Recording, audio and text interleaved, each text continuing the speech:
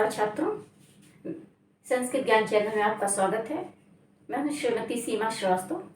आज से हम आप इसी चैनल पर हम सुपर टेट का नया बैच शुरू करने जा रहे हैं। ठीक, और आज हम सबसे पहले आपको सुपर टेट के पाठ्यक्रम के विषय में बताएंगे। फिर उसके बाद हम आपको उसके बारे में एक के बाद एक पाठ्यक्रम की क्रमबद्ध श्रृंखलाबद्ध जानकारी देंगे आपको। ठीक, तो आशा है आप हमारे इस चैनल से जुड़े रहिए।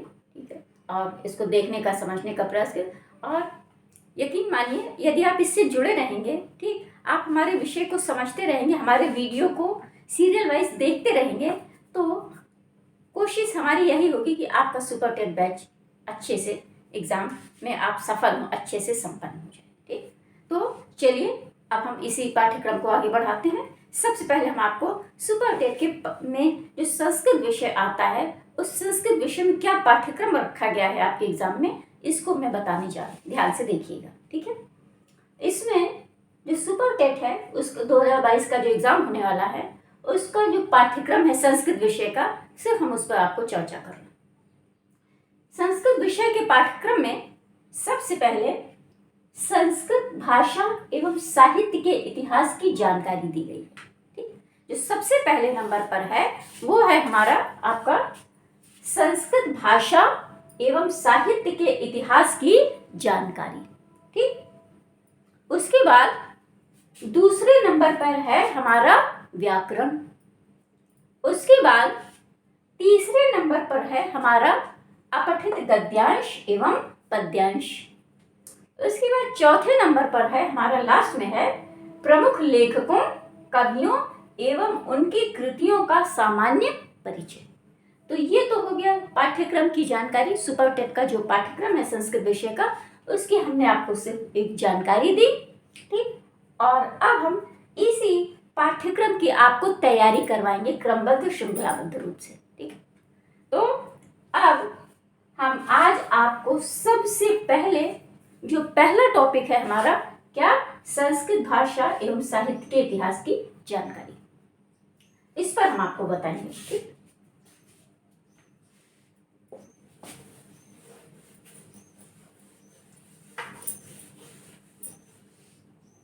अब है हमारा, सबसे पहले हम संस्कृत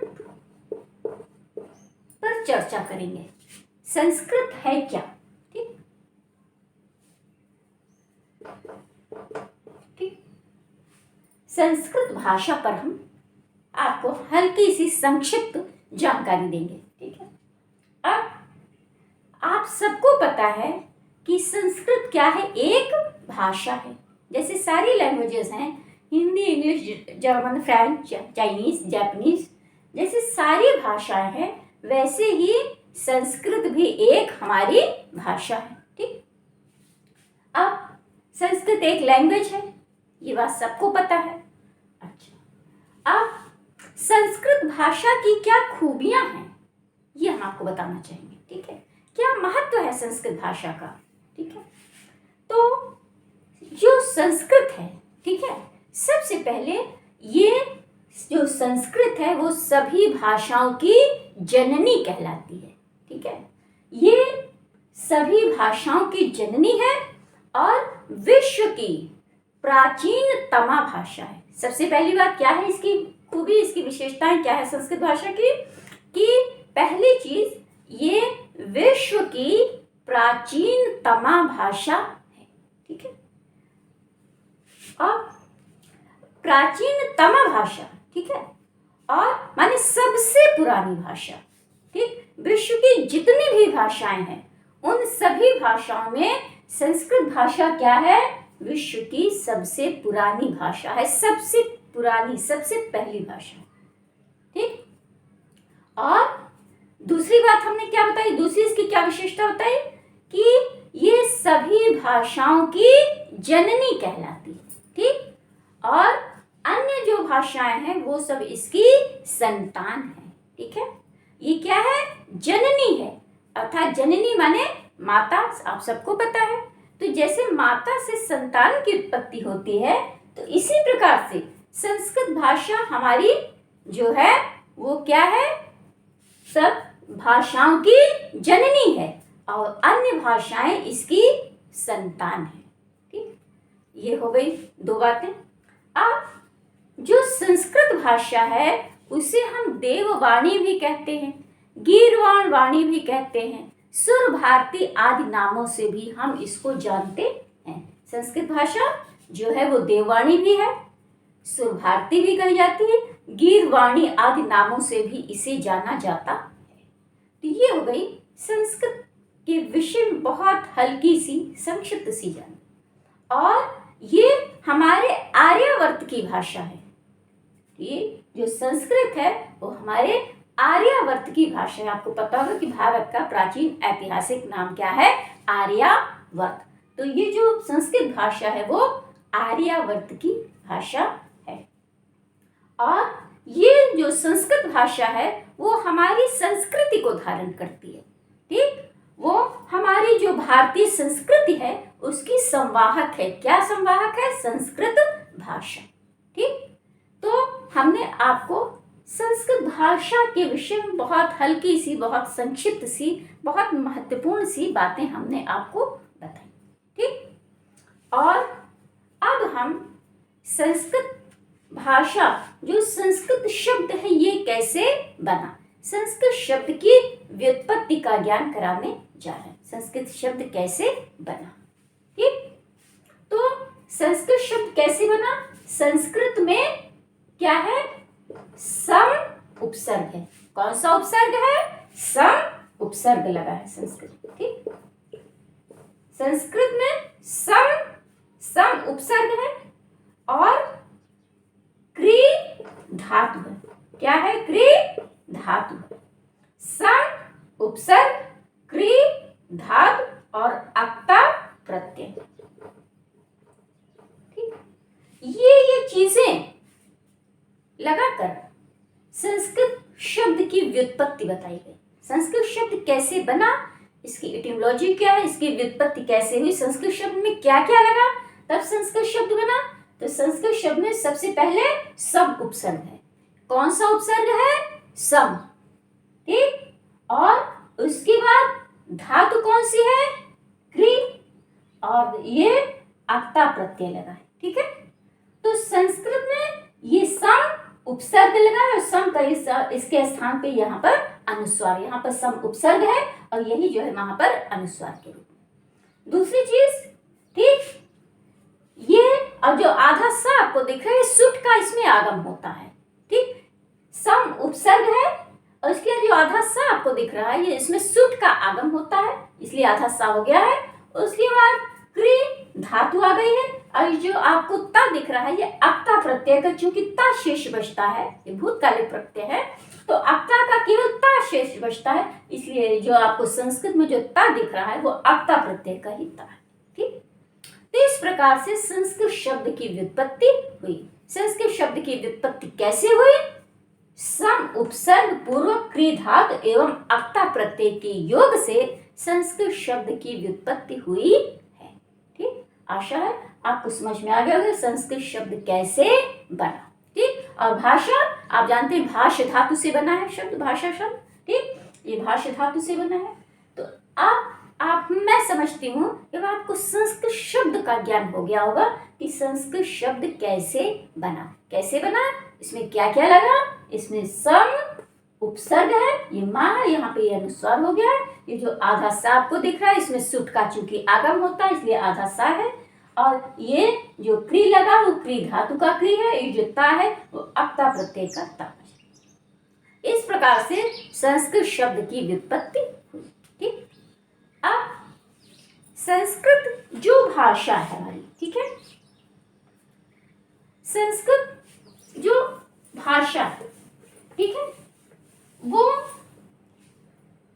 संस्कृत भाषा जो है वो इसकी एक और क्या विशेषता है कि ये जो है इसका जो व्याकरण है वो पूरी तरह से वैज्ञानिक एवं प्रामाणिक है। ठीक है, वैज्ञानिक एवं प्रामाणिक है। ठीक है, अब मेरा कहने का ये मतलब नहीं कि अन्य भाषाएं अवैज्ञानिक है, अप्रामाणिक है, ऐसा मेरा मतलब नहीं है। संस्कृत भाषा वैज्ञानिक और प्रामाणिक है। मेरा कहने का तात्पर्य ये है कि संस्कृत भाषा में कहीं भी कोई द्विरूपता द्विविधता नहीं है। जो नियम लागू किया गया है वो नियम हर जगह चलता है, ठीक। और जहां वो नियम नहीं लागू होगा वहां पर अपवाद, आपको बता दिया जिसको कि वार्तिक कहते हैं संस्कृत में, व्याकरण की भाषा में। तो वो जहां पर हमारा नियम नहीं वो लागू होगा वहां पर हम उसको अपवाद के रूप में स्पष्ट रूप से लिख देते हैं, जिसे हम वार्तिक कहते हैं, ठीक है। तो कहीं भी कोई द्विरूपता द्विविधता नहीं है कि कहीं कंट्रोवर्सी है कि कहीं पर ये नियम लागू है लेकिन भाई वो नियम वहां पर फॉलो नहीं हो रहा है, ऐसा कुछ नहीं है, ठीक है। जो नियम बता दिया गया, जो नियम लिख दिया है हमारे वैयाकरणों ने, वो नियम हमेशा हर जगह लागू होगा।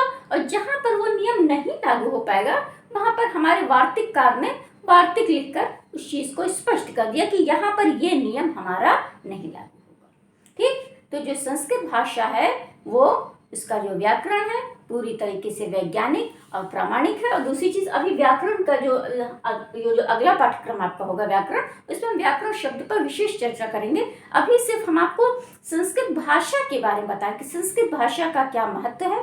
सबसे पहले हमने आपको ये बताया संस्कृत भाषा का महत्व क्या है, संस्कृत शब्द की उत्पत्ति कैसे हुई, ठीक। और अभी हमने आपको जो आपको सम उपसर्ग क्रिया धातु अक्ता प्रत्यय बताया, ठीक है। तो सम उपसर्ग, अब प्रत्येक चीज का हम आपको मतलब भी बता दें कि जो सम उपसर्ग लगा है इसमें, इसका मतलब क्या है।